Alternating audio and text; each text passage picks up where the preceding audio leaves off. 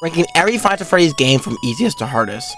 Now, over a year ago, I made this video and it amassed 14,000 views, but after watching the video, I felt some of my opinions have changed for some of the games, but I have played them more and also new games coming out, so I'll be adding them to the list. Since that video, Secret of the Mimic and Into the Pit have released, and for some reason I didn't add Ultimate Custom Thing, which I will be doing that in this video because it makes more sense to do that. I'm going to try to explain my reasons better and fix my mistakes from the last video, right some wrongs, but also double down on some opinions. Also, I'm still not adding the VR or AR ports plus FNAF world because it still doesn't feel right to do so. So without further ado, let's get on with the rankings. Okay, in the first video, I ranked FNAF 3 to be easiest instead of FNAF 1, but after further consideration, I've changed my opinion on what game I consider to be the easiest. I'll explain why I put FNAF 3 in that spot when I get to that on the ranking, but for now, I'm just going to explain what FNAF 1. This game is very easy, hands down. Even the challenge is the easiest in the series. One triple chat turned this game from being the almost impossible to the easiest in the franchise. I've went over that strat in other videos, but if you haven't seen those videos, I'll briefly explain the strategy.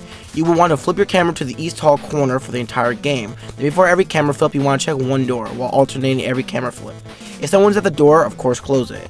Checking the east hall corner, not only camera stalls Freddy when he gets to the final stage, camera stage, but also camera stalls Foxy, which makes this challenge 10 times easier. You may want to check out Foxy every once in a while, but you just have to close the right door before doing so. This strat works in later nights such as night 6 or 7. But before Freddy moves so damn slow or not at all in the first 5 nights, you just keep your camera on Foxy, which is still very simple. You then continue the strategy for the rest of the night. Pretty much anyone who knows a simple executed strategy could beat FNAF 420 mode in their first try, so that's why I rank FNAF 1 to be the easiest game. This opinion may be hated by the community, but I have a good reason for why I think FNAF 6 is actually really easy. When I made my video the last time, I said that the blacklisted ending could be easy because I had given it an attempt and it didn't seem too hard even though I didn't complete it yet. I got a lot of hate for that one, so I attempted the blacklisted ending, and after completing it, yes, I have completed it, my final verdict is, it's still very easy. So easy that it took me one attempt to do it. The harder part was actually getting the 50 risk. It took me 2 to 3 tries to actually get the risk, but I wouldn't call that difficult, you know? The night itself and the nights before are so easy because you have all the time in the world to get your task done and get out of there. If you had to do this on the time limit, I can see how it could be hard, but there's no time limit. The main game is very simple and fun. I love the mini games, of course, and actually playing through the nights and going through the salvages are pretty simple. What makes people have trouble with this game is you don't see people running Saturday and FNAF 6 in their spare time. People be doing like games like 10-20 modes or 50-20 modes instead. Like, I can beat the blacklisted ending more consistently than other max modes, and I have done it in multiple runs. Another thing that may make it difficult is the concern for the temperature. I've attempted the blacklisted ending and I've died due to blacking out, so that's another problem that's at a level to difficulty, but it's still manageable. The game is like FNAF 1, but it's a little harder. Instead of a visual cue and looking at cameras, it's all based on sound. Sometimes a cue can get past the ears and it's too late for you, and sometimes that can happen to me.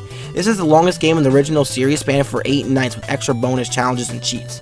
The main nights aren't that hard. If you have a good pattern down, you should be chilling. Even if Foxy appears or not, it's not that hard. Even with Fredbear showing up as a twist in night 5, it's easy to beat him. Night 6 through 8 are pretty much the same, but they do ramp up in difficulty. The first 4 hours of the night are the regular, but then the last 2 are either Fredbear or Nightmare making an appearance. Nightmare's actually insane though, which makes the game a little harder. Sometimes you have to be perfect with him and know that where he's going to be to combat him and win the night because he's such a small window of error. Thankfully, it's only for 2 hours. Unless you do all Nightmare mode, then it's all Nightmare. I've even taken a crack at the challenges. Surprisingly, blind mode doesn't seem too bad. I've taken a crack at it once, and the only issue you may run into is you may get lost of where you're clicking. But other than that, the game is simple and so beatable. I got a lot of hate in the comments last video for making FNAF 3 the easiest FNAF game, so I didn't make it the easiest FNAF game this time. Don't get me wrong, the game is still kinda easy. The only problem that makes it not as easy as the other games is the bad RNG you run into in the later nights of the game. When playing Night 6 or Aggressive Nightmare mode, you definitely feel like it's difficult to remotely get a consistent win on the game, and it doesn't have to do with you just being bad, it has to do with the bad RNG not being in your favor. The first 5 nights are simply just a piece of cake. I mean, night 1, there's literally nothing that happens, so it's an easy win. Any of the 4 nights aren't that much difficult. But to consistently get wins in Aggressive Nightmare mode is like asking for a miracle because it's very hard. There are strategies to combat this RNG, but there's absolutely no way to eradicate it entirely. The base game, however, and the secret good endings are easy to get, so you as a regular player shouldn't have a problem to do this. I don't know what I said for the FNAF Ruin DLC before in the other video, but my opinions are pretty much the same. I think it's rather silly to put Steel Wheel games higher than some of the games that I ranked because they could be relatively easy to play. They're just long as balls, which feels like you need a lot more brain power to actually play them, well, you really don't need to. This game or DLC is pretty straightforward, just like a linear path to move forward in anything. Probably took me like 2 or 3 days for me to actually complete it. It's just a long game, that's why it took that long. There's no part in this game that struck out to me as difficult. I don't even remember dying that much either. Like, each character is sectioned off in their own part rather than free roam, so you weren't bombarded with them. And the main character, MXES, can't really kill you, and it's very easy to avoid him. All in all, I could definitely beat this game no problem. Definitely in my last video, I got a lot of hate for saying Security Breach was one of the more difficult games in the franchise, and I still stand by it, but I definitely ranked it higher than I should have been. Sure, it's a long game with a lot of moving parts, the first big FNAF game because it was free roam, but there aren't that many tasks in this game I would call difficult per se. Sure, the bugs in this game don't help and getting soft lock isn't fun, but can't say that's because of the difficulty. One section though that I would call difficult is the mazer size section, because everyone, and I mean everyone, has to look up a tutorial to see how to play it because it's so hard to do, plus it's very confusing. Although what makes the game difficult is after you complete the game, you have the option to search around the Pizzaplex for some more lore and get some endings, but you also have to be invincible because if you die at a certain point, you get sent back to the Freddy at the exit, which can be annoying. So the game is long and has difficult moments, but the tasks are straightforward and the game is good as telling you where you need to go. There's a location has a lot of difficult moments in this game, that's why I rank it higher than most. Well, in the beginning, personally I struggle with the breaker room part with Freddy because it takes me about 20 minutes to get through the section due to nerves. Then afterwards, Night 4 is literally the bane of my existence. Being the hardest night in all FNAF, that is one of the first 5 nights. If I run up Night 4 right now, I cannot guarantee you I'll beat it first try, having to pull out a damn timer to complete it. Also, the extra minigame takes a decent amount of time and tries to complete just to get all the cupcakes to the right kids and have enough time to run back to the beginning to deliver the ice cream to Elizabeth Afton. Let's not forget about Ender's Night, another challenge where you actually have to be perfect in everything you do, and sometimes it can come down to luck, but it's honestly a great mix of both, which is why I like it so much. Another challenge I can't beat consistently, so I'm happy when I actually do beat it. All these difficulties are just from the main parts of the game. I haven't even brought up the custom night yet. This location is a 10-20 mode, which is most likely a top 3 challenge of FNAF, no doubt. I haven't beaten it personally, but I definitely see it as maybe possible for me if I pump a lot of time into it, because like the Ender Night, it has a wonderful mix of challenge and RNG, so the game isn't broken in any way. It's definitely one of the more respectable challenges in the franchise. This game has a good mix of challenges and fun qualities. Now, we are on to the controversial parts of the video. FNAF Into the Pit. This game is weird and also kind of forgetful. The reason why I put this game so high is for one simple reason. This game really sucks at telling you what you actually have to do, so I spend far too much time to figure out what needs to be done, so I'm spending longer than I should doing menial tasks. There are so many moving parts in this game between Oswald's world and the ball pit world, it's hard to know exactly what to do, because objectives don't really tell you much. The tasks aren't that hard, but sometimes Spring Binding can be actually insane where you would just go crazy and rush you hard, and I always see you hide somewhere. I have died to him more times than I would like to admit. A lot of people who see me say Into the Pit is harder than other games I put below are going to have a fit in the comments, but I probably can finish most of these games before I finish running Into the Pit, no doubt about it. Another opinion I feel like I'm going to get a lot of slack for, Secret of the Mimic being the 3rd hardest game in the franchise. There are a lot of times where I just didn't know what I was supposed to do. If you thought Into the Pit objectives were bad, wait until you meet Secret of the Mimic's objectives. Also, if you're listening to the voice intercom and miss one thing, you are just cooked.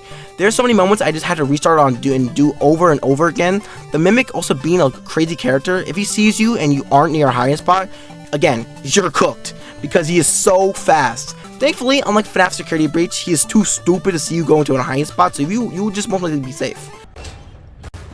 Oh, I'm dead. I ain't dead.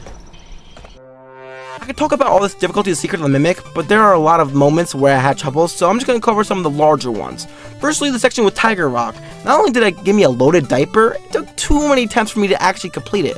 The section that probably took me close to an hour, for the section where you had to go in the house, getting chased by the Mimic and that Amtrak conglomeration, just to figure out what to do was so damn hard. I don't know why it was so damn hard. Alright, I gotta look at all this. Oh. Dropped it, broke it probably in half. How do I put it on there? This game has so many moments of like, what am I doing here? This shit's kind of hard to do, but overall not that bad. It's weird to rank FNAF 2 high if we didn't rank Secret of the Mimic and Into the Pit higher, but trust me, this game is pretty difficult. This would probably be the only time I would lose on nights 1 through 5 in a game that isn't night 4 FNAF Sister location. We have to worry about 11 different characters trying to kill you at all at once. I mean, the start of the game is only a couple, but it starts gradually building over time. So we have night 6, which makes it even harder, then eventually we have the hardest challenge in FNAF that isn't the game that is meant to be a challenge, Golden Freddy mode. Not only is the challenge really hard, it's a little broken. Toy Body can cook anyone's run when playing. The puppet and Foxy are just absolutely merciless, and not to mention the other 7 or 8 animatronics trying to come into your office and gangbang you. I think it could be easier for the average Joe to complete both Into the Pit and Secret the Mimic 100% before they can get a successful run in Golden Freddy mode, and I stand by that. This game is just really hard. Now in my last video, there's where the ranking video would just ended. I didn't put Houston into the mix because it obviously would have been the hardest game in the franchise because it was literally created to be an ultimate challenge. We have 50 animatronics, all with different mechanics for the most part, trying to kill you or affect you in a way to ruin your run. It's a whole lot of chaos and would need the most amount of skill to actually beat this mode. Although, there's one thing however, once you're actually able to beat 50-20 mode, I found it that people would say that it's easier because after you know the strategies, and also you can just get better at the game, it's easy to do so. But being part of that group, it's to say that is very difficult. I myself have never been in it and probably could never do it in my life. This is the end of the video. Hope you enjoyed this video. If you did, leave a like and subscribe. I would truly appreciate it. I'm trying to kind of remake some of my old ranking videos, but possibly make some new ranking videos because a lot of opinions have changed. And I look at some of the videos, I'm thinking, oh, there's like I can add some new things to the videos and just added also new games to the videos because a lot of things have come out, new content, whatever. They were also over a year ago, 2 years ago, almost some of these videos. So I think it would be for the best if I can remake some of them and have some better opinions on some things, tie up loose ends like the FNAF lore always does, ties up loose ends, and just also make new ranking videos and other FNAF videos and also other videos. So if you have any other suggestions, post them in the comments below. Peace out, Electrites. Don't use that bleach, and always stay lit.